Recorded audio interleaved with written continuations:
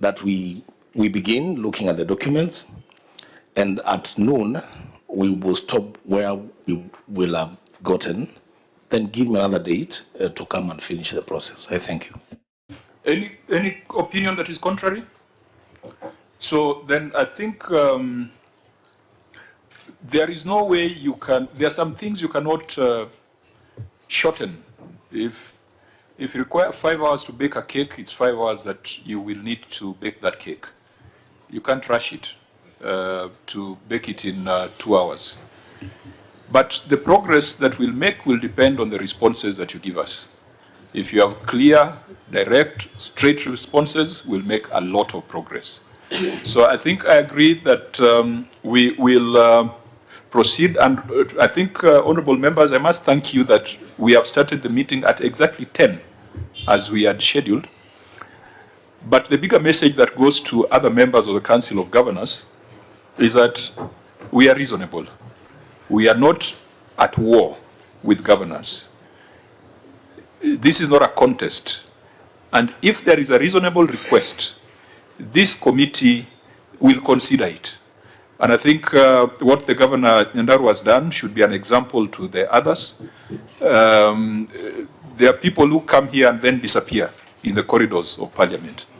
So at least let this be a message that the Senate is here to protect the interests of counties and their governments. And if there is another schedule that makes sense, then we have no problem. So we'll do what we must do. If there's a lot remaining, we shall give you another date to cover what is outstanding. Chair. Senator Sifuna. I'm not very sure the governor described what that activity on the ground is, but as the rest of the committee members have said, maybe you'll clarify to me. It is better manners than we've seen from your colleagues. In fact, this morning, I was waiting for my governor here to appear before the Public Investments Committee. I've just been told he wrote a letter at night. He's not going to appear.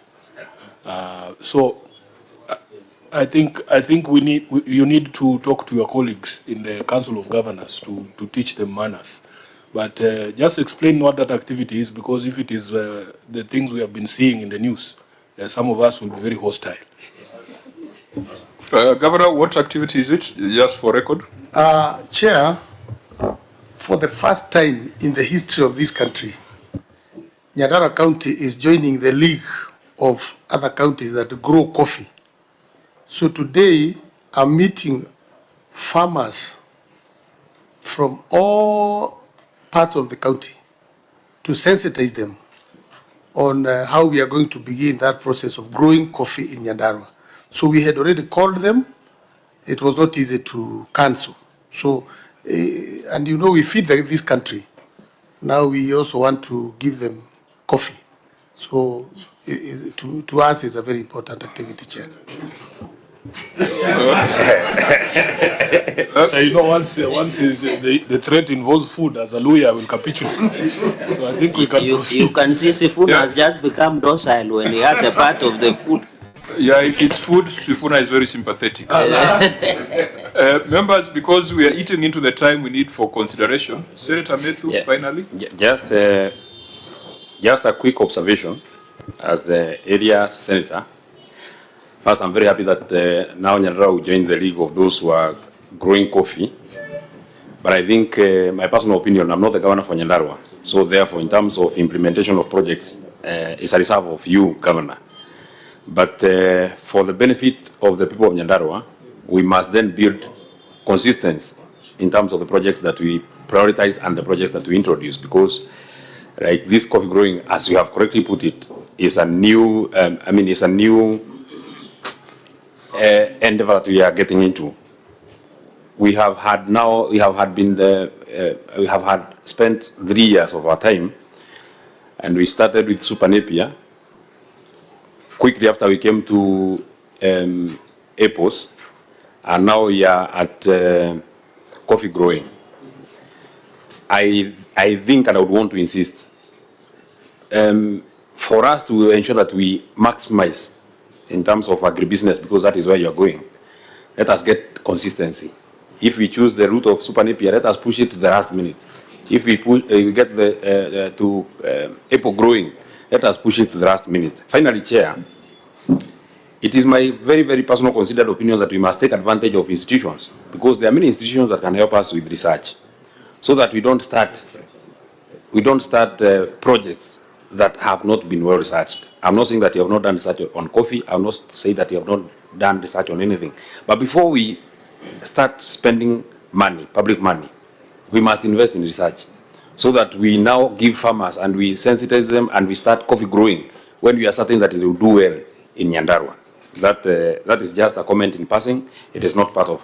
Thank you, Senator. We will link your comments to the report here. There's the issue of KIPES, which is supposed to be the aggregator for all the farm produce. So we'll see to what extent you have gone to establish the aggregation and industrial parks and test whether your ambitions match your action on the ground. So let's go to the report. I think we shall consider your request, but depending on how fast you respond to us. Let's first understand the environment. The County Assembly, the member of the County Assembly, have you considered this report that is before the Senate? Just move to the center.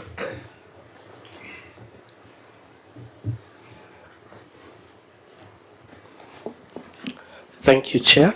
I would like to confirm that we are in the process of considering the report. The report was received on 6th of Jan this year, 2026, in the Assembly, when the Assembly was already in recess. However, we did have a special sitting of the Assembly on 21st Jan 2026, where the report was tabled in the Assembly. After that, we retreated to look at the report because there are quite a number. After reviewing the reports, we drafted the letters inviting the members of the executive to appear before the committee. I can confirm the letters were sent on 28th of Jan 2026, and they are supposed to appear before the committee on 12th February. So it's still work in progress? Yes. Okay, fine. We encourage you to push so that as the primary oversight institution, you are also able to table your report within the constitutional timelines. Do we have the chair of the audit committee within this delegation? I think I heard that internal, did I hear internal auditor being introduced? The internal auditor is here. Is there anyone from the audit committee in the delegation? Governor? No. Why so? And yet, I thought that there were very strong interfaces between what your internal audit does and what the external audit does. The OAG is an external auditor. Your internal auditor reports to the audit committee. And so when you're coming to the Senate, it's important that we also get some perspectives from your audit committee. Has it been established? The one which was there expired, and we are at the tail end of instituting the new one. So in the few days to come, it will be ready. So you have no audit committee as you speak? The other one expired. We are. When did that one expire? Last year. Internal auditor, do you have a charter that has been approved? Yes, we do have a charter. When was that charter approved and by which committee? The charter was approved in the year 2020. In 2020? Yes. Auditors, should an internal audit charter run for 6 years? What's the best practice? Thank you, Chair. It should be at least three years, just like any other. Yeah, that's a serious, and Governor, that's why you have such a long report. So what we are trying to advise you is go back and take advantage of the institutions that the law allows you to establish. The audit committee is extremely important. You need to establish it, gazette it, make sure that they're well remunerated. Of course, there's a problem of remuneration, but that cannot apply because you don't have one. Make sure there's an audit charter, internal audit charter, so that when you come to the Senate, we are discussing issues of potatoes, issues of coffee, issues of policy, not issues of logbooks, as is in this report. Senator Methu. Chairman, I'm a bit, I think I got lost at some point because I hear the governor say that they have not had an audit committee or they don't have an audit committee. And I'm in receipt of a letter that you have been copied and the Senate has been copied of the resignation of the chairman of the audit committee, who I think resigned 2 days ago. So I'm not surprised that there has not been an audit committee, because he can only have resigned if he was a member or if he was chairing an audit committee. Governor, without it becoming a debate, maybe you just... Thank you, Chair. Thank you, Chair. I would like to bring to the attention of my senator that the process is ongoing. What was remaining was only the gazettement. We had done the recruitment and appointments, but just about the time we were going to gazette, we received some anonymous information querying credibility of some members, and then we undertook a bit of investigations so that we can gazette the right people. So the members are there. The investigation is being concluded this week. So once we clear that information we got, we are going to gazette them and they will begin the work. Oh, maybe, Chair, let me get it from you, Governor, because you say that it's for information purposes. When were they recruited? Because what remained was just a gazettement.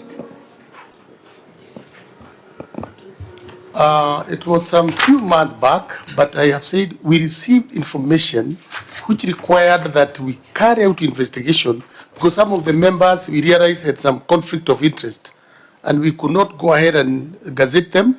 So we stopped the process and I took the investigation. Next week, I've already invited them to give them the feedback of the investigation so that those who will have been cleared, we can proceed with them as we eliminate the ones who will be in the fault. So, in essence, the audit committee has never sat. That audit committee never sat. Because they were never gazetted, they cannot have sat. This one has not sat officially, but we had started the induction and all that until we got that information. Okay, but I'm now lost, Chairman. Senator, I think the bottom line is that there's a problem. There's a problem in terms of internal controls and governance. A county without an audit committee, I hope one day we'll convince the House to say that if a county has no audit committee, it should not receive funds. But Chair, can I just get one last clarification? So how do you do induction of an audit committee that has not been gazetted? Which comes first? I thought it's appointment, then gazettement, then induction. Chair. Governor? I would like to say that I have clearly stated that we began the process. We have not concluded the process. Yeah. That is why I cannot say that we have a varied audit committee. Yeah. But the process is on. Okay, we have expressed concern about time. I want to propose, Senator Methu, if there's a letter that has been addressed to the Senate, why don't we allow it to go through the processes, come before this committee, we look at its contents, and if it raises issues that require further query, then we will not hesitate to call the governor or whoever it is who addressed the letter, so that we can go to the report of the Auditor General. In fact, Chair, I'm not even worried about the letter, having gotten now the insight from the governor that the person who has resigned was not even first appointed. Because if he has not been gazetted, he has not been appointed. So I think the content of the letter is neither here nor there. Okay. The most substantive issue would have been if they ever sat, because if they were never gazetted, then there is no way they could have sat. It does not exist. Yeah. Senator Umbua, with a way forward. Yeah, Chair. Going forward, it is the governor who asked for a limited time to respond to questions. I would want to advise him to just give us answers, not stories. It is either you have an audit committee or you don't. There can never be an explanation. If you want us to save time, I think the best thing is just to respond to questions and then we move on. I think the reason it comes up, I believe the last time you appeared before this committee, we raised concern about non-establishment of an audit committee, and we had hoped that when you come back, you'll report to us that progress has been made. But we'll make appropriate recommendations, honorable members. Can we go to the report now? OAG, give us your opinion, and then we go to the basis of the opinion. Thank you, Chair. The report of the Auditor General on the financial statements of County Executive of Nyandarua for the year ended 30th June 2025. It was a qualified opinion with 3 issues touching on financial. And Chair, if you can allow, we can start with issue number 1. Issue number 1 is on unexplained voided transactions. Review of the financial records reveal that 1,998 transactions amounting to 1,181,206.248 was voided during the financial year under review. However, supporting documents such as voided payment forgers, requests to void payments, the National Treasury approval, and exchequer requisitions from the Control of Budget were not provided for audit verification. Further, the voided payments have not been disclosed as pending accounts payable, and the utilization of the funds meant for voided transactions was not confirmed. In the circumstances, the regularity of voided transactions amounting to 1.1 billion could not be confirmed. Governor, you may read your response. Thank you, Chair. Voiding is a module under IFMIS for cancelling transactions that had already been submitted to internet banking. The reasons for voiding include A, return payments that need to be resubmitted to IB, B, transactions that were submitted to IB but did not reflect due to system error and need to be resubmitted, C, end-of-year procedure of cleaning payments in the system that were not paid and were captured as payable as at 30th June 2025. D, management can also terminate a transaction at any stage in case there are issues within the with the payment. Therefore, out of the 1,191,206,245 transaction amounting to 982,396,197 were voided due to system charges or error payment, but were later paid within the financial year, while transactions amounting to 208,810,121 were voided in line with the end-year closing procedures and are included in the list of payables as shown in Annex A, B, C, and D. Auditor General. Thank you, Chair. The issue we were raising was on transaction totaling 1,998. And when you look at the list, of course, they are listed, but we cannot be able to determine what has been paid, what is pending. And that to us is an issue because we cannot determine how much has been paid out of the transactions. I think the first test would be a control of budget. Of these voided transactions, are there some where you had already made approval for payment?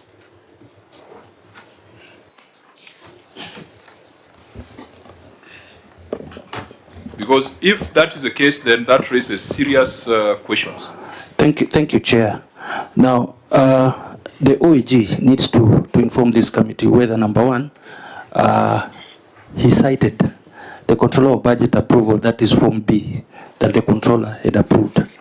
Number two, controller has actually pronounced herself on this matter of voiding. In the month of November 24th, the Office of the Auditor General wrote to Controller of Budget on the issue of following up on the recommendation of the Senate on the report of the Auditor General for the year 23-24, the one that we've just finished considering on the issue of voiding. And Controller has actually pronounced herself on that issue, and she clearly wrote to the Auditor General that her mandate ends at the point she approved the funds. So the responsibility of the accounting officers, those are the people who are making payments. And IFMIS, being a system administered by National Treasury, it is the Treasury that approves those voiding. So the National Treasury will be the best people to tell us why those payments were voided and whether the approval, because she doesn't give any approval once those payments have been done. And the liaison officer from the OG is aware of that letter because it's been shared with the office. Thank you, Chair. No, Kashanja, you may have misinterpreted the question. If the controller has approved payment, you know what our concern has always been? Yes, that the controller has said, pay Badilisha 1,000 shillings. And then the officers go and they Badilisha the payment and pay so someone that else. You can pay Methu 1,000. That's a problem. How are you able to tell that is not happening? Because if that happens, that is an offense, isn't it? True. That is a violation of the law. But if it's year-end processes, if it's things that have not received the approval of the controller, then you can call that bookkeeping issues. So how do we tell, or OAG, how can you tell that of the 1998 transactions, maybe 100 had already gotten the approval of the controller, and so they ought not to have been voided? Thank you, Chair. When we look at the payments, of course, we needed such approval from Treasury and even executive requisition, which were not provided at that point, and we were not able to determine what has been paid out of that. So we know that is the cause. We should be able to reconcile 1998. There were either the errors, the reasons they have given for voiding.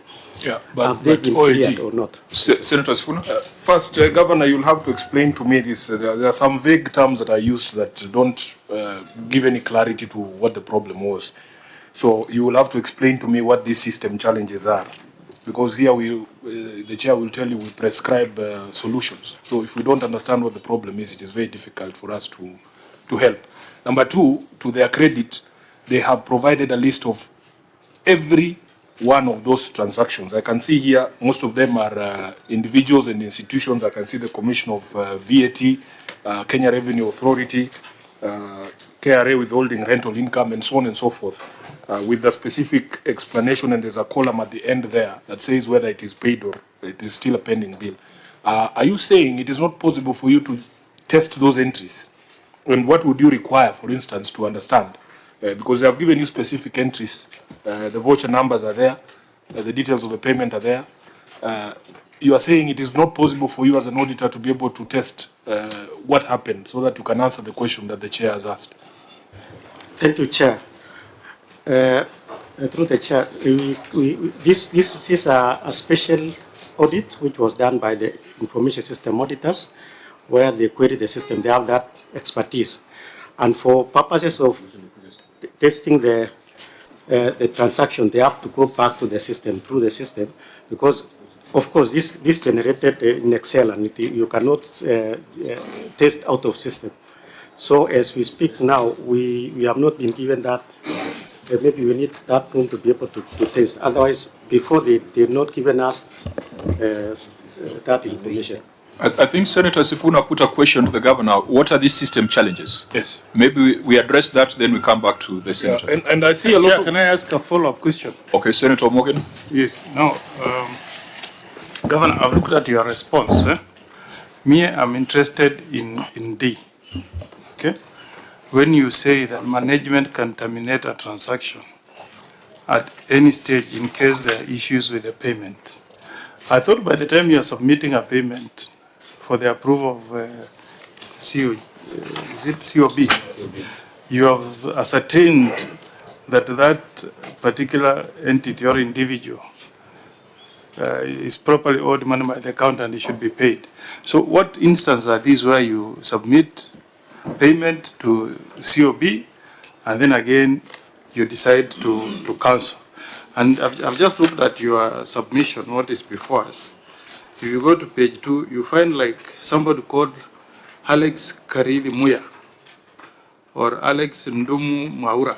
He appears like he's being paid 84,000, 10 times. Same amount of money, 1, 2, 3, 4, 5, 6, 7, 8, 9, 10. Okay? It runs all through. Then you go to another page, you find another Anu Wanjiru Ngugi. Again, she's being paid about 10 transactions. Why is that person appearing repeatedly? Same amount of money 10 times? Thank you, Chair. I think that question on system charge and also whether management can also terminate a transaction and also repeated payments allow the Chief Officer Finance to answer that question. Okay, be precise for us to manage time. Thank you, Chair, Your Excellency, sir.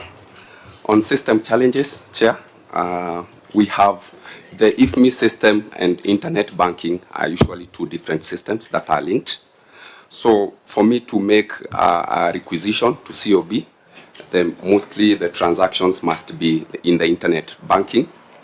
And if they are not, I think the COB will not admit my requisitions. And just to note that you, for the two, you'll have to submit to IB the linking module from 8 to 5. So you'll find that sometimes they are usually submission either done after 5, and the same transaction will not reflect on the other side of IB. So in that case, you'll have to void and now do it procedurally. Maybe that is usually the case. Or a case of system downtime. During IFMI system downtime, you submit a payment to internet banking. It might not reflect, or else the COB requires that I submit a list of payments that are reflected by the case of system. Under what circumstances do you void a payment that is already approved by the control? A return payment. What is a return payment? A return payment, for instance, I make a payment to you, then maybe there are issues with the account and the banks return the payments to me. So in that case, I'll have to void and maybe correct the errors in the system. Maybe the account details had an issue, and then, yeah, they are. Because if you alter the account details, that's a very material alteration. That is alteration that then will direct a payment to somebody else who was not in the original requisition, isn't it? In most cases, usually the account name must agree, should also agree with the account number. Account name. This gentleman called Okongo Mogeni, at some point he ran for political office, and he had another opponent called Okongo. And people voted for the other guy thinking they were voting for him. So that cannot be a procedure in finance. I would agree. Names who we have citizens with similar names, officers, that I would agree. But in most cases, we have a case, I'll name this of a donor account. The ones that return transactions. So sorry, how prevalent is these appendices that you have provided here? We just named in the list, we named them as return payments. Return payments? Yes. Are they total too? I don't think there are subtotals. We just listed the challenges. They're minimal. Okay. So you said return payments is one circumstance. Yes. What other circumstance would you void a payment that has already been approved? Literally, that is usually the case. That's usually the case. That is usually the case. Even for that case, do you still need to seek approval from Treasury for that particular case cited by Senator Kajwang? What happens is that module, voiding, it's called cash payments. We normally have an officer who has that role in the system. So once we have a return payment, they will do a write-up to my office, and we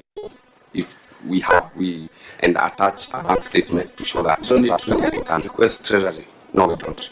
Yeah, if I remember correctly, Treasury informed us that that system had now been tweaked and it was no longer going to be possible for anyone to void transactions.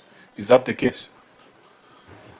Yes, Chairman, that's a submission by the National Treasury. They said that is already done for national government entities, but for counties, it's going to take effect in the coming year.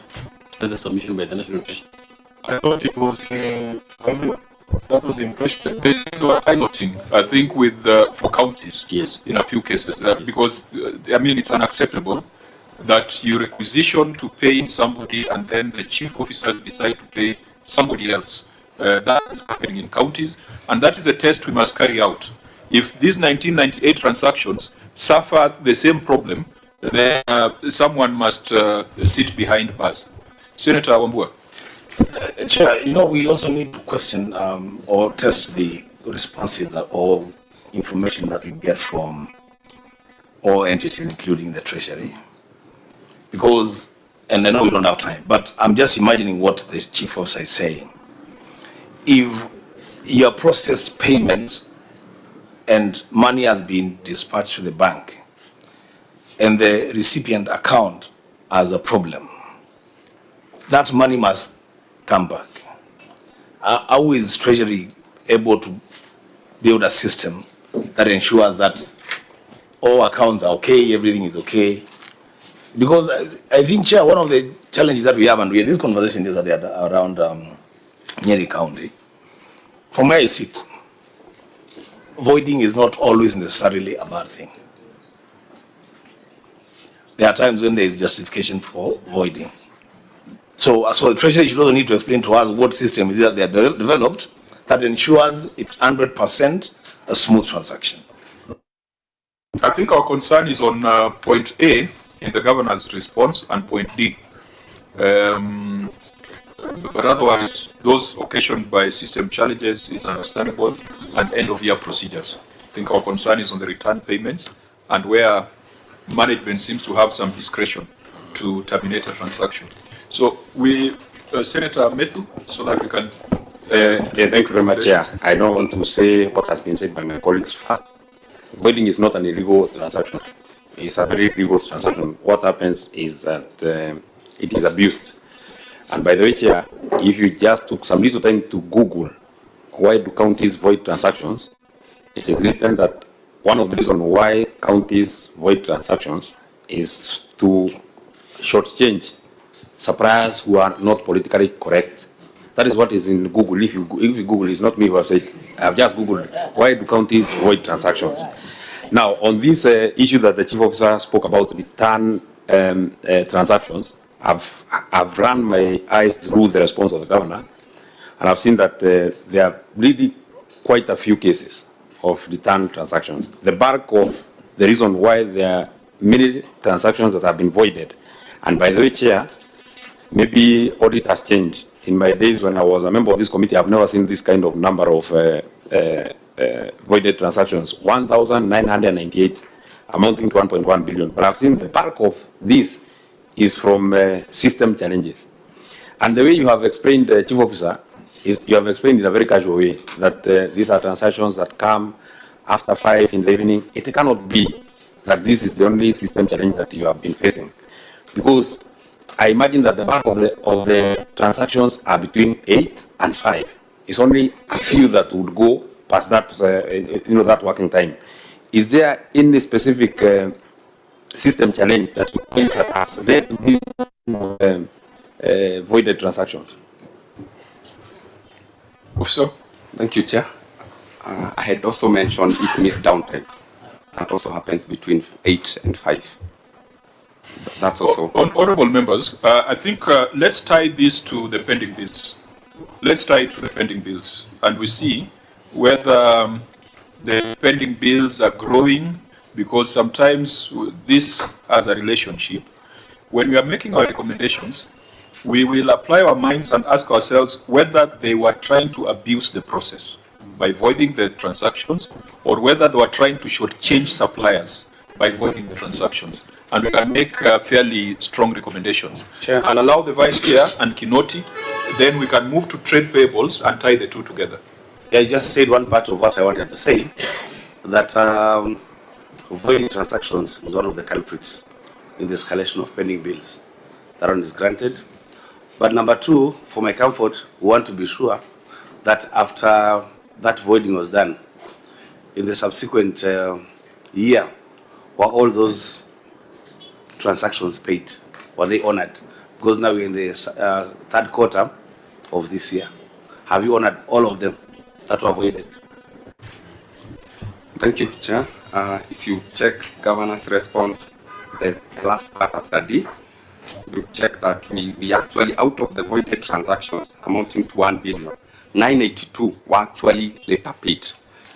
Having said that, as per the system challenges, you void, you resubmit the payment again, and you pay. Okay, we'll connect. We'll do that connection, Vice Chair Kinoti. Thank you, Chair. I just want to know what you're saying that we tie it to payables, especially if we have statutory deductions in the payables, because you find majority of the time the payees and other statutory deductions is what is usually diverted, and the diversion is through the voiding. Because I can see from the last financial year, 2023-2024, you referred a matter to EACC. 3,125 transactions worth over $500 million over the same voiding. Thank you, Chair. Thank you. So, honorable members, the next issue on unreconciled receivables from non-exchange transactions, the Auditor General has told us that it was explained as flocker. We shall look at the written responses. First-time adoption of IPSAS 33 and transitional provisions. We shall also, I think this is more of a compliance issue. We shall take the written responses. Let's go to other matter, emphasis of matter, and look at long outstanding payables so that we can deal with this monster called pending bills. Honorable members, if your financial statements, it will be good for you to turn to note 32 to allow us to prosecute this. Which word is that? Long outstanding payables. It is under emphasis of matter. Auditor General, you may read your findings.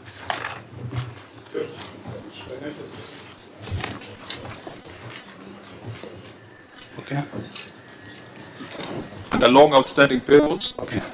The statement of position and as disclosed, note number 32 to the financial statement reflect trade and other payables balance of 5,024,674,774. Included in the balance is outstanding amount of 2.7 billion that remain unsettled for over a year, comprising of payables of 77 million aged between 1 and 2 years, 35 million aged 2 to 3 years, and 2.6 billion aged over 3 years. In the circumstances, the failure to meet the obligation as they fall due may be an indicator of possible disputes and disagreement within the services providers hold to the service provider hold the amount. And this matter is not a qualifying matter. Well, I don't know what that last statement meant, but this matter is the most important matter. In fact, if this is the only thing we discuss today, then we'll have done justice, because you have pending bills totaling 5 billion Kenya shillings. 5 billion. I thought yesterday we saw a county with 300 million. 5 billion. So, Governor, please read your response. Thank you, Chair. In the financial year 2024-25, we managed to settle pending bills worth 404,136.78. In the financial year 2025-2026, the management has budgeted 347 million towards settlement of pending bills in the original budget, and has already cleared pending bills worth 284. Of the total unsettled amount of 2.7 billion outstanding for a period exceeding 1 year, a pending bill amounting to 1 billion relates to the construction of JEM Memorial Hospital. From this balance, 79 million have since been paid, while the remaining 988 has been transferred to the Department of Defense. The balance has therefore been removed from the list of pending bills as Annex 3A, B, C, and D. Governor, your total revenue was 6.29 billion, isn't it, for that year? Yes. And then you reported that you closed with total trade payables of 5 billion, isn't it? 5 billion. 5 billion, 24 million. That is 80% of your total revenues. 80%. I mean, if 80% of your total revenues is amounts owed to suppliers, staff, and other entities, I don't know whether Nyandarua should be dissolved because it's technically insolvent. Governor, could we just understand how your pending bills grew from 2.9 billion in the prior year to 5.024 billion in the year under review? Thank you, Chair. Let me allow the Chief Officer Finance to come in. Okay. And before he comes in, Senator Dulu? Maybe they can give us the age of those pending bills, because that is very high. Chair, Senator Cherargei? And the governor with PhD should note some of our questions. Chair, you have asked a very important question. Looking at note 32, under 1 year, the pending bill that you had under 1 year was 2.2 billion, 2,278,158,831, comprising 45%. Then over 3 years was 2.6 billion, comprising to total of around 5.0 billion Kenya shillings. When you look at the aging analysis, Chair, and it has to be noted that under employee payables, Governor, it is 434,439,839. Does this also involve or include statutory deductions, gratuity that is supposed to be paid by employees, number one? Number two, this 1 year only, you had more than 2.2 billion, which means was more than your development budget. What were you doing with 2.2 billion? Is Nyandarua going concern? I yield back, Chair. What about over 3 years? What about over 3 years is 2.6 billion. Over 3 years? Yeah. So you wanted to match what happened over 3 years with under 1 year. Is it because we are headed to the campaign, Governor? And we know what happens? So, Governor, this is a matter of grave concern, considering that your senator here convinced all of us to include Nyandarua in the list of counties that were getting an affirmative action allocation. I don't know, maybe someone wants to explain what it is that we did for Nyandarua to get an additional allocation in that financial year? Actually, Chair, if you allow me, I can actually say myself, because I'm very grateful that two of the colleagues who really pushed this agenda are here. I'm very grateful to Senator Wambua, or rather, every colleague who is here actually pushed this agenda. Wrong, yes, because I actually withdraw. Don't disclose the cartel. Yes, I withdraw and apologize. Why are you busting my bubble? I mean, let me write my bubble. Let me on the floor of the house. Let me chair. No, it's a very serious point. Let me chair. So let's give it the seriousness that it deserves. Let me chair. Rephrase it this way.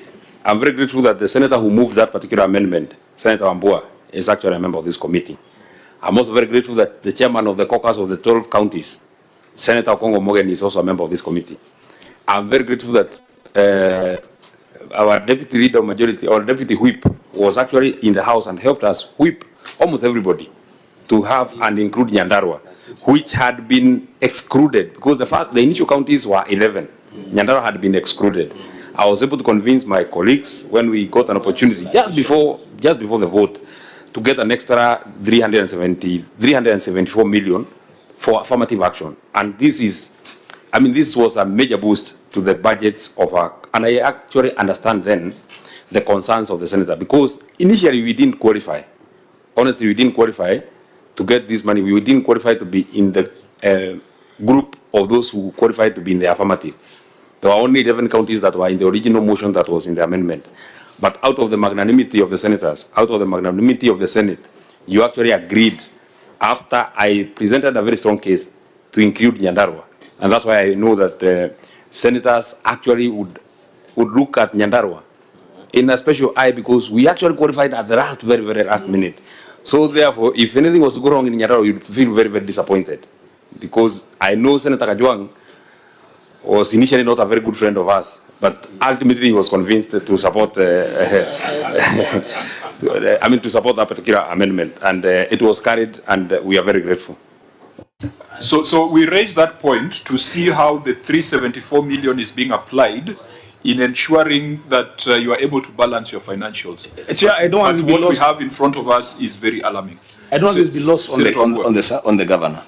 Governor, actually, the import of that is that all the other 37 counties agreed to donate money to the 12 counties. So we donated 374 million Kenya shillings to Nyandarua County by all other counties, including Nairobi. So we want to know this money that we donated to you, how was that money being used? Senator Sifuna? Yeah, as the governor answers, I will also look straight in the eye of this so-called chairman of this caucus of small counties and remind them that they were able to persuade us by arguments such like this money was going to be ring-fenced for development, so that we don't see the money being used for meetings of coffee farmers. So we want the governor to tell us specifically, because we thought that this additional money was going to be able to assuage some of the issues. I remember the problem of water in Lamu, some of those issues in the counties. So you cannot have pending bills like this, Governor. Governor? You know, Chairman, but Chairman, Morgan? Yeah, you know, governors, you make life very difficult for some of us. You know, I was the one who was chairing that caucus. And when Senator Sifuna says we were convincing them that this money was going to be ring-fenced, our expectation was that the entire 374 million was going to be used for development. So I expected, Chair, that in this financial year, we will see a reduction in pending bills, because we have new money for development. But now when you come here with us, a financial statement that shows that the pending bills portfolio is growing, how will we ever again come back to convince the senators who are here to donate money to you for development? And I hope you yeah, because he really put a strong case. Senator, we don't have a Senator Mashugu. Okay. In fact, in one afternoon, Senator Methu almost stalled the debate in the House. And they said if Nyandarua is not included, this motion will fail. So he put in a lot of effort to ensure that you get the 374. But now you come here again to present a worst case scenario. What do you expect us to do in another 5 years when we do another formula? Can you allow me just to respond? Can you allow me to just say one thing so that the governor responds in one bit?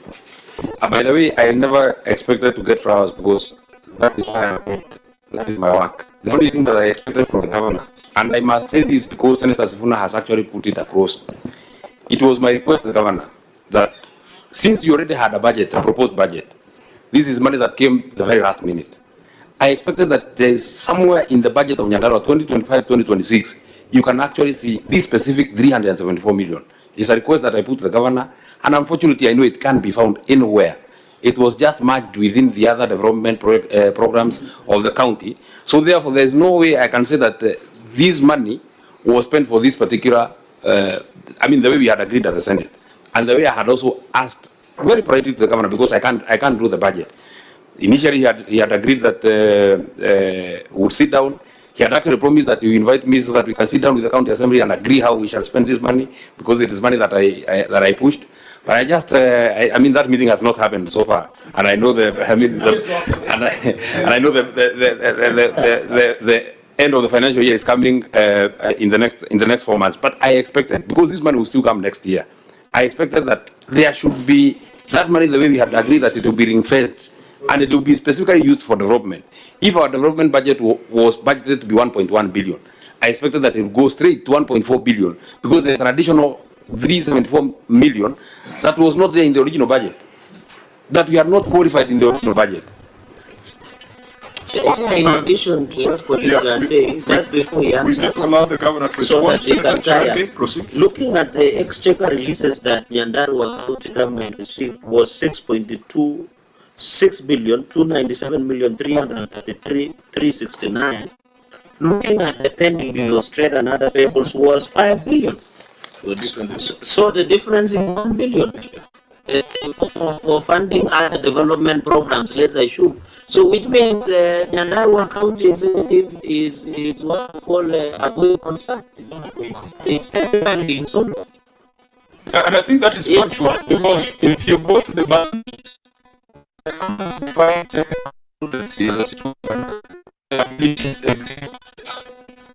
your balance sheet is 5.1 billion, your total assets is 3.5 billion. Technically insolvent. Bond, by first of all acknowledging what the senators have said, Actually, I don't know. You said something. I just want to pick it in my mind. It's technically insolvent. So you're technically insolvent and a crime scene, which is worse. We will let him first respond. Thank you, Chair, for stopping that definition until we have voted. Yes, we can make a conclusion after your response. I really appreciate that what the Senate did for Nyandarua. And on behalf of the great people of Nyandarua, we are thankful. The 374 million, I want to assure this Senate, not a coin has been touched. Of course, you know, there are these budgetary issues. Sometimes the Assembly also have an input.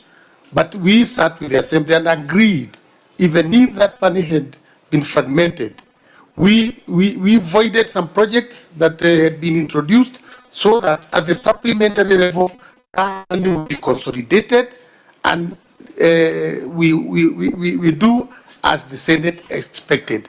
So just be assured that the effort you made is not going to put it to waste. Now, coming to this pending bill, Senators, I want to say our pending bill is not 5 billion. And for a clear explanation, I want to bring in my Chief Officer Finance. Governor, you cannot run away from it. It's in your statement, it's in your balance sheet. I'm on the chair. Yes, and it has been saying. I plead with you humbly, allow me to take the response. If I don't convince you, No. Unless you are withdrawing your financial statements. What we need to understand is how have you moved? Maybe that's the explanation you want to give. But Yes. at the time you close the year, your pending bill was 5 billion against total revenues of 6.2 billion. That is a financial statement that you presented to the Auditor General. Due to exchequer the time of exchequer releases, sometimes you find transaction closing over the year. That is why you see that. But that's why I'm saying, let the Chief Officer tell us, even if there's some transaction closed over, what happened, because I am very sure that is not a pending bill. Chief Officer, kindly. Thank you, Chair, Your Excellency, sir. I kindly want to confirm that we prepared our financial statement using the accrual. It's as accrual. And we closed the year as at 30th June 2025. So that means all the transactions that we made in the month of July, due to an extension of the National Treasury, were also included in the list of pending bills. And we can provide an annex of a total of 1.6 billion. That is part of the 5 billion that was paid in the month of July. But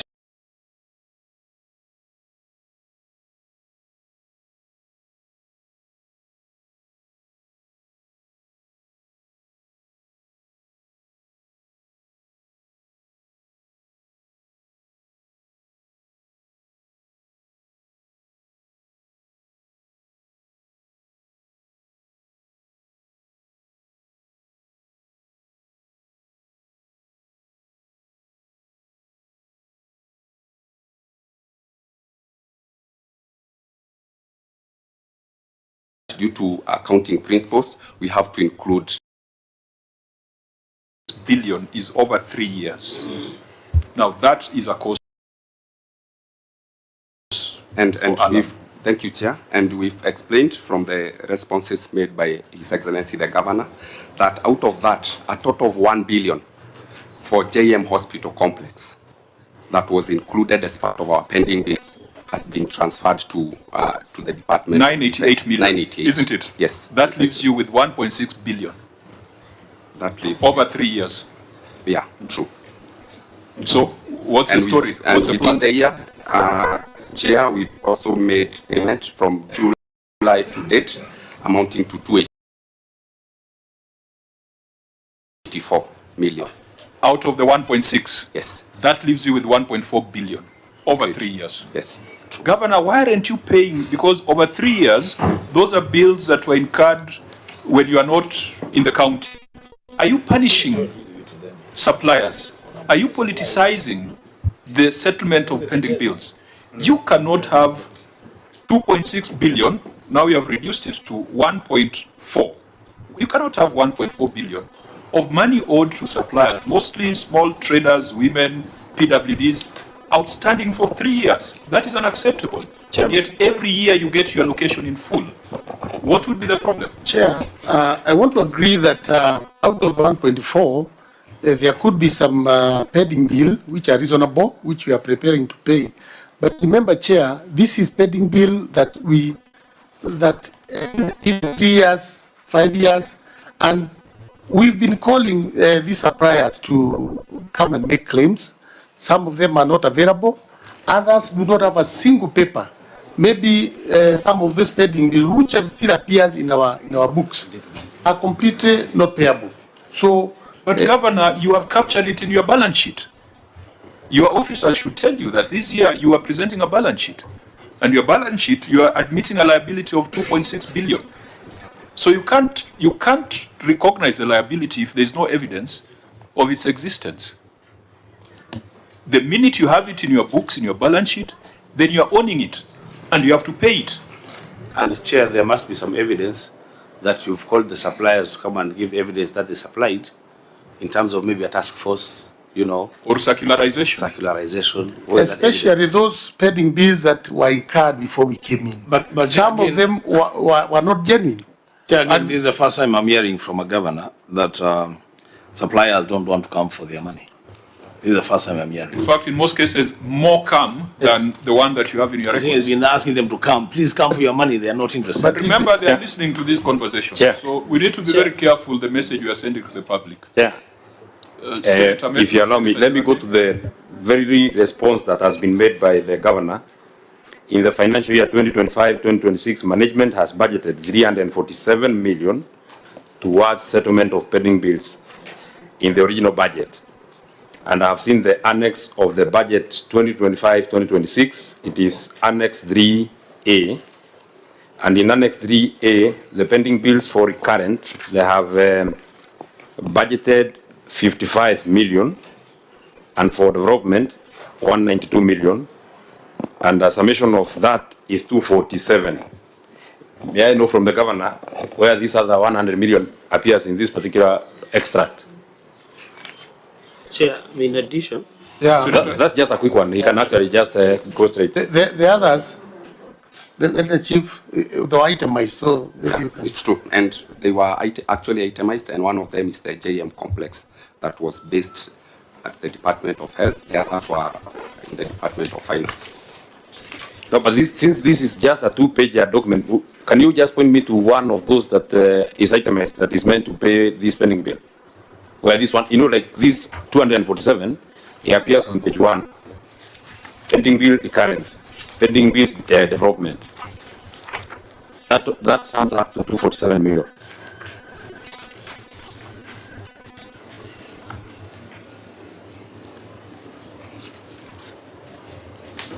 Because I imagine this Annex 3A was meant to satisfy the committee. There is page 2 of the budget of that annex. Yes. There is down there is Mashuja JM complex, allocation of 100. The second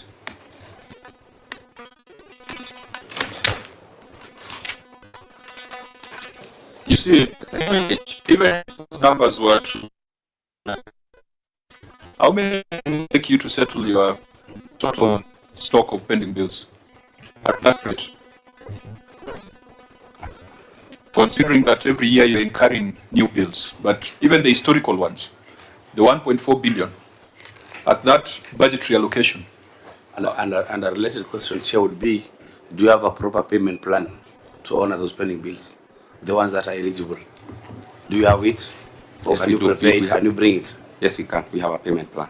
So how many years will it take to settle? No, Chair. At that rate? Chair, sorry. I think they don't have a payment plan because I've heard the governor saying some of the pending bills are not genuine. So how are they having payment plan?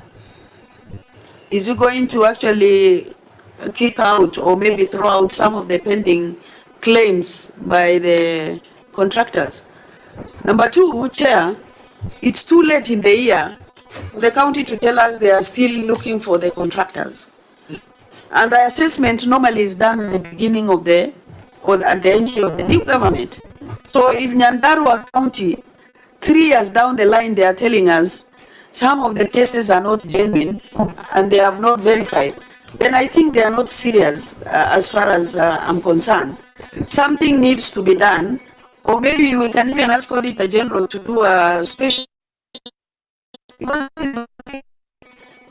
Senator Mofai? I think Governor said that pending bills. Have you done any verification? Do you have a commission place that has done some verification that maybe we can have a report before us? Yes. In addition, maybe the governor can tie up all questions. Governor, what is the true pending bill? Because you are casting doubt on 1.4 billion. Number two, in the observation of OAG, the money you received in July was 1.5 billion. But your chief officer is saying it is 1.6 billion. So which is the correct figure?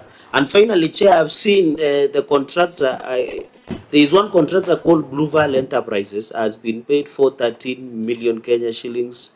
A number of contractors, for example, the total paid was 515 million against 1.5 billion. So what is the justification of some of these contractors that you are paying people who owe much against the one? Governor, the word in Nyandarua, I've heard you saying that contractors don't want to come and claim. The word in Nyandarua is you must pay 10% to be paid. How true is that assertion? Thank you, Chair. Yield back. Honorable members, we agreed that we're going to manage time. I think if the governor's answers are not satisfactory, we just take it as such. We mark the script and give him whatever marks we think he deserves. But for the sake of the for the sake of the suppliers, employees of Nyandarua, you must give certain assurances. Governor. Thank you, Chair. This is the reason why we put in place a task force to help us identify the pending bills which are payable. And out of that, that is why we have that payment plan. Like last year, we planned to pay 347 million as per our ability. And we will continue doing that. But as for the pending bills that have been disapproved by the task force, maybe even in future, Senate should also advise us, because again, it's against the law just to throw away a pending bill just because our task force has put it that way. We would want to be advised what we do with those pending bills that we are maintained there, and yet our task force has recommended to us that they are not payable, because we still maintain them in our books because we have no legal way of maybe putting them out, Chair. Governor, the global, let's take the global without going to the numbers here. At 347 per year, it will take you 4.5 years to settle the 1.4 billion, that is over 3 years. It means that some supplier will be paid 10 years after they invoice the county. Are we really building local businesses with that kind of approach? Chair, can I tie my question with your question? Senator Because I've seen that the amount owed to employees, or rather the employees' payables, is 434 million. And I've seen that in the budget for 2025-2026, the amount that has been set aside to settle this is just 55 million. But can I get to understand what comprises of this 434? Is it allowances? Is it, what comprises of this particular 434? Because if you are budgeting 55 million every year to settle this bills, then it will take you 8 years. So if this comprises of an allowance, there is an employee from Nyandarua who will be paid 8 years from today, an allowance that they have incurred now. Chair, in addition, just addition, Governor, and I've seen you have ignored my questions, which is okay. The second one I want to, this is to notify. How much does it, Chair, to remove asbestos, roofing, asbestos? Is proposed completion of works and removal of asbestos, roofing at JM Karaoke level 5. You gave out a tender of 988,361,140. Removing. Why were you giving a contract of removal of this substance? I know it's cancerous, but what was the justification? Are you doing a new, and this is the same company called Blue Valley Enterprises that was being paid very well in this county. That exact amount has been transferred to the Department of Defense. That is why I'm wondering. Up to the last cent. Yes. I'm wondering why the inclusion of this part of removal of this material from the roof. Chair. So, Chair, then is this a case of a double spending? Yes. Let the governor explain. Chair, I think that is not for removal. Actually, we are constructing a 5-bed capacity. Point of order, Chair. This is your document, it's Annex 3E. Governor, if your chief officer is kind, it is indicated. It says tender for completion works and removal of that substance. That's asbestos. That's Annex 3? Removing, yeah. The Annex 3E. 3C. Chair, allow the chief officer medical services to if it is the completion of works, Governor, why addition of removal? Let the chief officer medical health say something on that, please. Yes, Chair.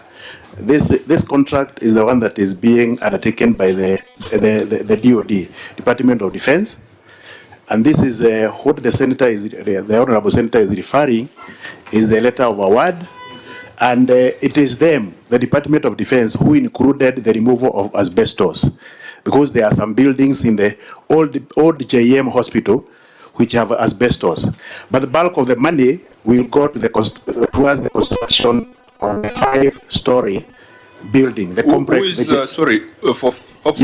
Who is Blue Valley Enterprises Limited? Blue Valley is the contractor who is contracted by the DOD, the Department of Defense. So this is a new contractor through the chair to JM Karaoke level 5 hospital. He was still the one who was contracted by the county, but after they did the assessment, they allowed him to continue, but because he had done a very good job. Through the governor, this removal part, you are in the meetings with, I've seen you have signed an agreement with the national government. What was the justification of this part and removal of this substance? Because if they can say the money we use, because I want to imagine the contract that is in place is completion of works, the scope and the BQ. Why would he include this foreign issue? Actually, sorry, Senator Cherargei. Where have you seen the agreement between the county and DOD? There was a chair. Maybe I saw it somewhere that there was a agreement. Do we have an agreement between the county and the Department of Defense? Chair, we only have a termination. The termination. They asked us to terminate. To terminate your contract with Blue Valley? Yes. So that they can do contract with Blue Valley? Yes, Blue Valley. So we have a termination. It is there. It is annexed somewhere there. So the problem here was that the county was not competent to supervise the project? No, it's lack of funds. We requested the national government to step in, not supervision. This is funded from the national, Yes. National government. From the national government. Yes. So the contractor you had, it was just a paper you terminated, but DOD took the same contractor at the same contract price.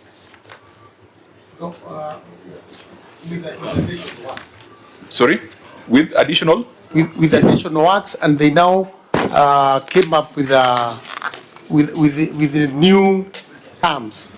And now, if you terminated Blue Valley as a county and termination agreement is here, wasn't there an expectation that DOD would search for the most efficient contractor rather than going with the one that you have just terminated? Just explain to us that logic. We did not terminate the contractor because of inefficient.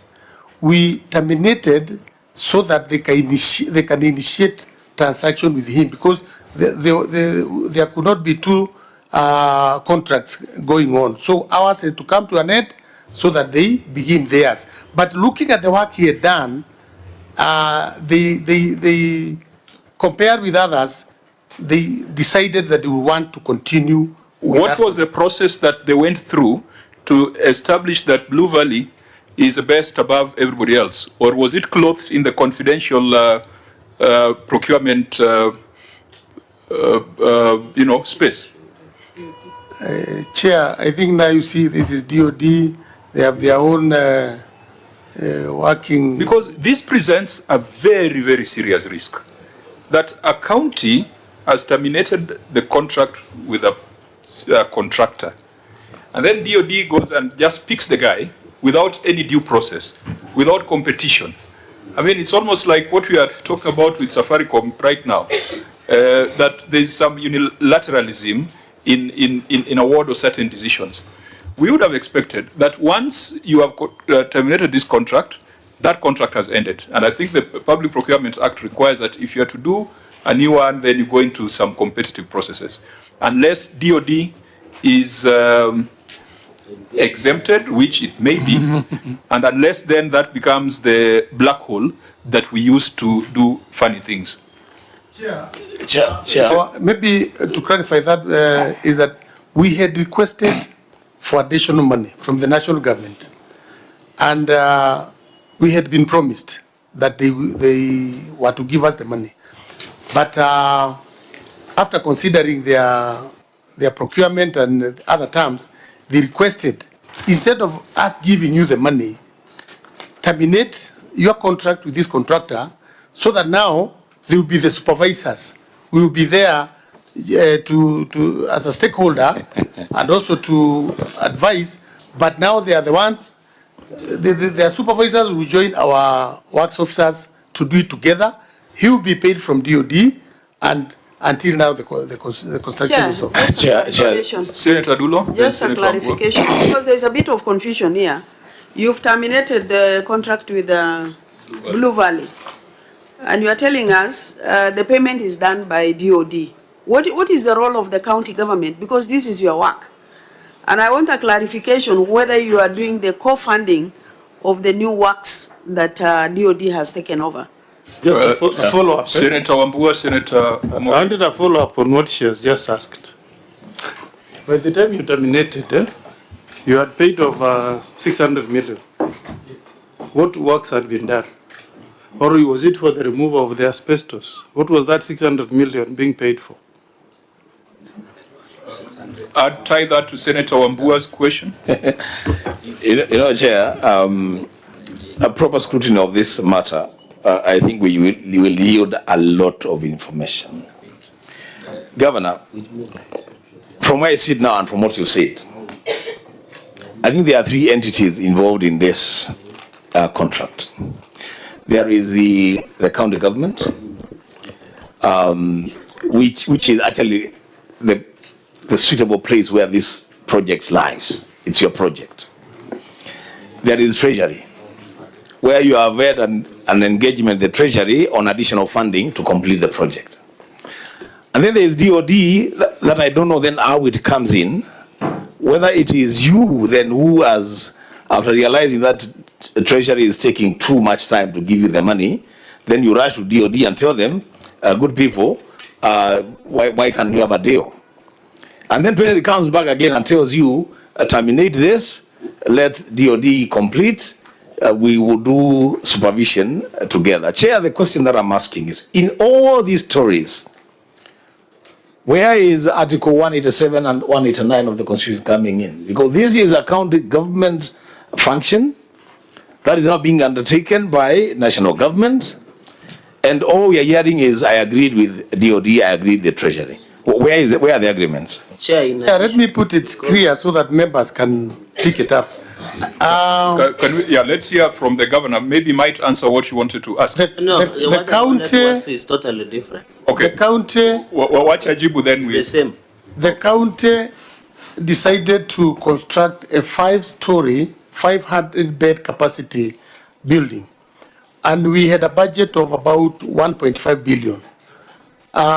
When the president came visiting Nyandarua, we asked him, because we have taken almost 10 years with our small budget, every year 200, 100, we requested that he assist us. So he's the one who gave an executive order that defense come in to help.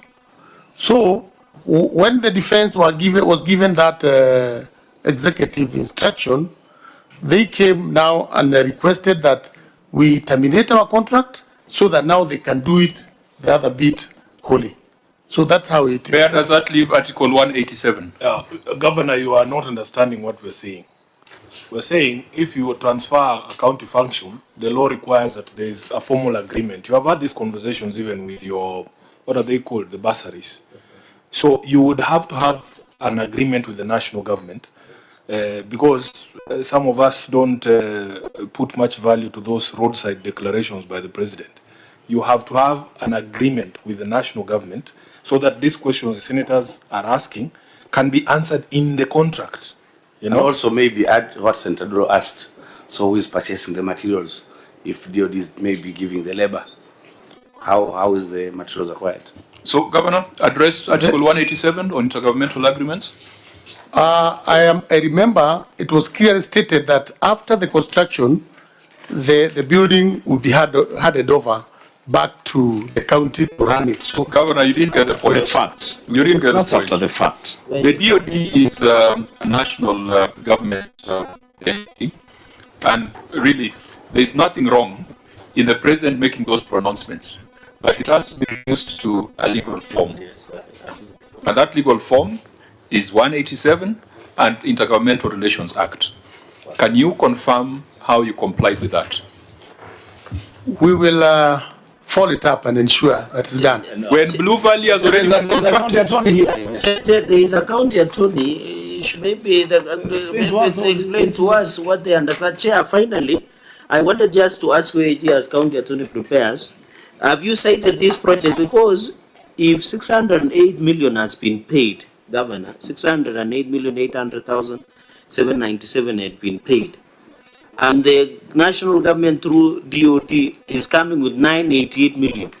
Does it include completion of the project or plus equipment of the hospital? Because if it is completion, 688 against 1.4, 1.5, that project should be 70%. Maybe before the governor goes with your indulgence, Chair, maybe OAG, have you spotted this project and probably how many percent?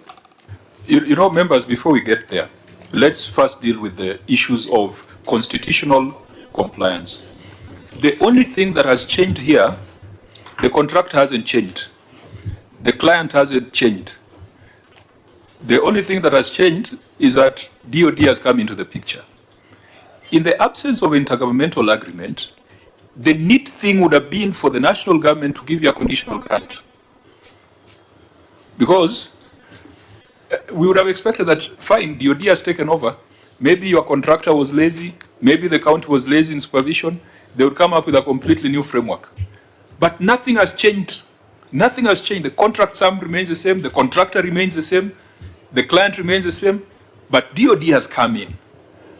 Why wouldn't you have asked for a conditional grant for that amount? Because you're saying all you needed was money. Maybe, Chair, if you allow me to just read the provision of the Constitution of the risk that the Senate is seeing in this particular transfer. If you look at Article 187 2B, constitutional responsibility of the performance of the function or exercise of the power shall remain with the government to which it is assigned in the fourth schedule. So once this function has now been assigned to the DOD, the function remains with the DOD, unless there is a framework or an agreement with the county government. No. The responsibility remains with the entity to which it was originally assigned, which is Governor Badisha. Yeah, and Governor, I hope you see the danger that, you know, governments exist in perpetuity. If you have an agreement with the government of Kenya, it's not the same as having an agreement with William Ruto.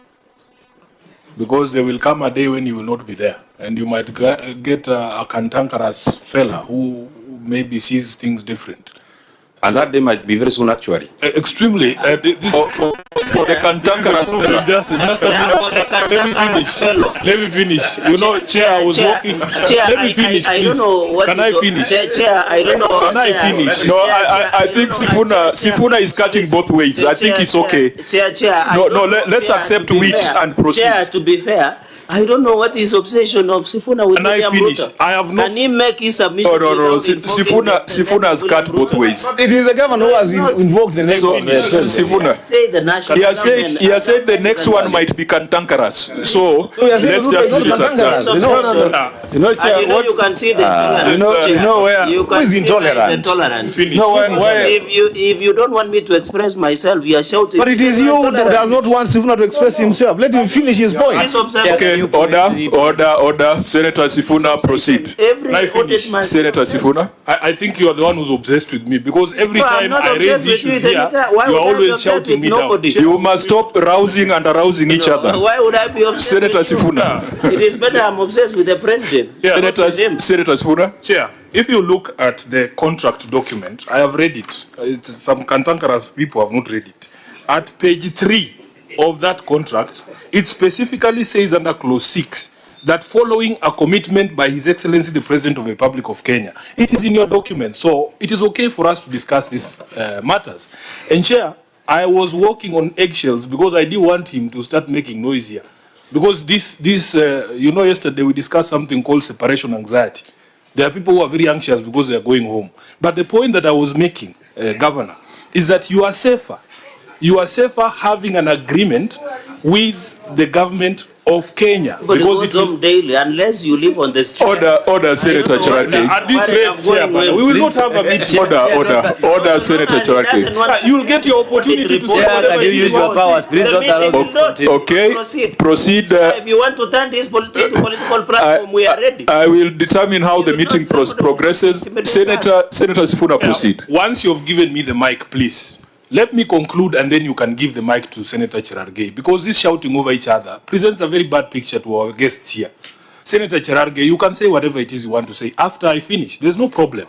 What I am saying is, Governor, for the people of Nyandarua, it is safer for you to have an agreement with the national government. It is actually a legal and constitutional requirement, because next time, when it is somebody else, you cannot tie them to this sort of agreements. Because I believe the interest of the people of Nyandarua is for this hospital to be concluded. So please, you cannot tell us that you will ignore a constitutional provision. Let us have a formal agreement with the government of Kenya so that the team that comes in next in September of 2027 can still continue doing this work for you. I think what we are asking for is an intergovernmental agreement. Does it exist? Does it exist? Beyond this, whatever has been captured in clause 6, the commitment by His Excellency the President. The movement, it doesn't exist, but we'll follow it up. Okay, I think that has been established as a fact. Let's now interrogate with that in mind. Yes, Chair. Senator Wambua. Allow me, Chair. So it doesn't exist. In your admission, then it's a breach, right? Not just of the law of the Constitution. Because, Chair, you see, if you read that 187 properly, it is not just a function that moves to the other level of government, but even the budget that had been allocated to that project moves with the project to the other level of government. So because there was a budget for this in the county government, where is that budget? How was that budget utilized? Chair, in addition, Senator I wanted to pick the mind of the county attorney, whether she's aware, I don't know whether she was a lady, or has she advised the governor based on such engagements? Because, Chair, you remember the Senate passed the County Attorney Act in the last session in 2020, which I presided over, is, Chair, the reason we created the County Attorney Office and County Solicitor was to assist county governments in such legal issues. So my question is, maybe the County Solicitor will tell us, maybe she saw these things different, because I suspect by the time this agreement was being drawn up, the County Attorney must be aware. Maybe, Chair, you can give her 1 or 2 minutes to tell us. Maybe it's different way. Okay, we're mindful of the time. We're almost at the time that we were to terminate this exercise.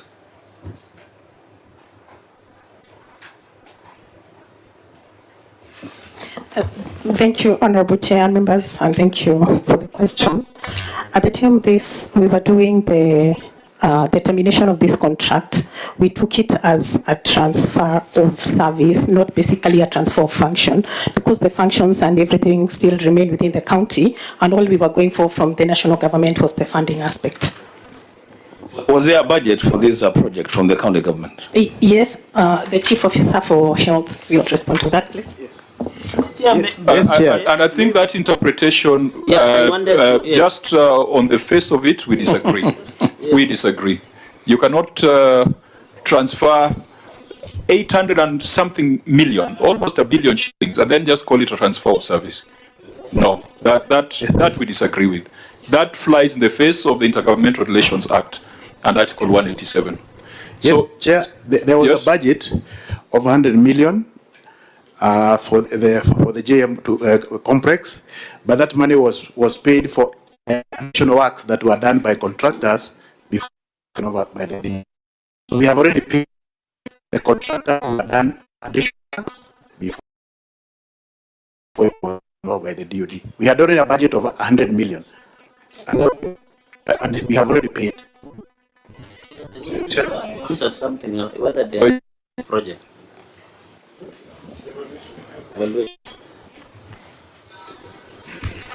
Thank you, Chair. There's an issue which, on number 14, the delay in project that is proposed construction of medical complex. And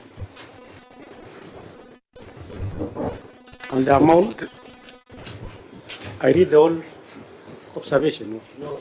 You are what is the percentage of completion? The amount paid. You know, the thing, Chair, that we need to establish here is that the percentage of honorable members to give guidance, because in the substantive audit observation on this particular project, with a very interesting response from the county government, maybe we deal with it so that we also knock that off. That is the issue on proposed construction of medical complex at JM Memorial County. Chair, before we get there, because we are not coming back to payables. No, we will tie them. Just trust me. We will tie them. A different one. Because because Senator Maruma. Those, I think, Senator Cherargei asked the question on pending staff payables. It's myself. Of 434 million. Oh, it's you. Yeah. Of 434 million. I don't think the governor responded to this. And there was also other payables. That is exactly where I wanted. Sometimes it is employees who have been given permission to go attend at our workshop. They'll spend maybe 100,000, and then they come back, but they're not paid because during the time they were leaving, the county had no money. So can we close that? Yes. Then we go to the hospital. The question that I asked, because it was not answered, what is the nature of these 434 million? Correct. That's a very direct answer. Yes. Thank you, Chair. 434 million includes 207 million for July salaries. 207 million. Leaving a balance of 220 something. Yeah, there was also 16 million for former defunct local authorities pensions. Leaves 200 million. The 200 million that was May salaries that were paid in the month of July. So the only balance we carried forward was 207 plus 16. In terms of accrual, because the list includes, it's also part of the accrual, the 200 million was paid in the month of... Okay, that makes sense. What about the other payables of 454 million? I'll have to get back. Chair, honestly, that answer does not make sense as you actually put it. No, I this think reason, it's broken it down. Other payables of a similar amount. How do you explain it? No, Chair, if just before you get there, so that I am also able to move with the chief officer. If this 434 million includes salary for 2 months, 1 month you said you paid 220. Yes. So, roughly there, sorry? Yeah. Roughly there. So for 2 months was supposed to be 440. So the only outstanding amount then would be 13 million. So how comes in your budget you have 55 million? You have? Or in this, how comes in your budget, the Annex 3A, you have payables of 55 million? Or do you want to actually tell this committee that you don't owe, just let me finish. Do you want to tell this committee that the county government of Nyandarua does not owe allowances to the members of staff of the county of Nyandarua? Because from your explanation, it looks like this 434 million is salaries for 2 months, for July and for May. And pensions, true. Pensions, 16 million. Yes. So that becomes 456 million. For allowances, we don't know. You don't owe? Yes. So what was this 55 million in your budget meant to pay? Or you paid in that window after June 30th? Yes. The window that Treasury leaves for 15 days. I think members, really, if you look at the bigger ticket issues, the employee payables we have seen due to delayed remittances, it can appear as a pending bill as long as it's explained and as long as it's not statutory deductions that are long outstanding. Could you just quickly tell us these other payables of 454 million that is not staff related, is not trade payables, is not deposits and retentions?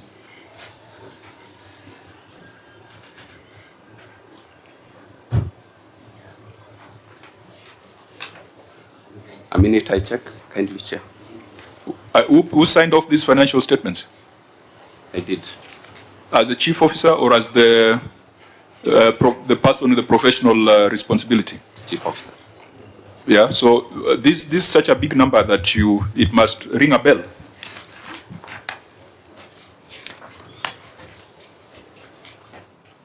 And then, honourable members, I also want to urge you to go to the governor's response on completion of JM Memorial County Referral Hospital, because we are going to go into it. Just consider his response and see whether it addresses the question, because it introduces another element that the DOD was doing procurement, and then they landed on the same contractor who had been terminated just a few days before. Yeah. 454. Huwezi kuwa na deni ya milioni 400 na ujui ni deni ya wapi, na ujui ni deni ya nani, unless you have too much money. 454 million. Umesema ni deni? Yes. Na ujui ni deni ya nani? I just want to be precise, Honorable Chair. No, just describe for us, because for staff you have given us a broad description. Okay. This 454, what is it? What some other counties are put there sometimes are the deposits and retentions, but your deposits and retentions have been disclosed separately. Governor, mtu anakudai 454 million, but you don't know who it is. No, Chair, in other words, you're saying in Nyandarua County, 454 million lies in the category of others. You know, it's pocket change. I have the response. Yes. The 454 includes transfers to other entities that include Flocker that were made after the month of July. Flocker, KISIP, KDSP, those transfers came late and we made them in the month of July. Auditor General, does that make sense? Because if the transfers were not done, or whatever was actually transferred should have been reflected in that other line on transfer to other, there's another line, expenditure